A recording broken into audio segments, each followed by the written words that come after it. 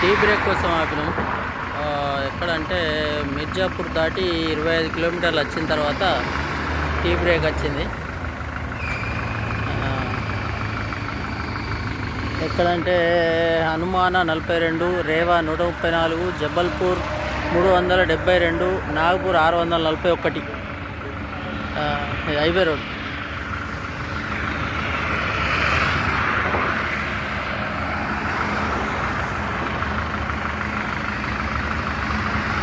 Varanasi Nagpur highway.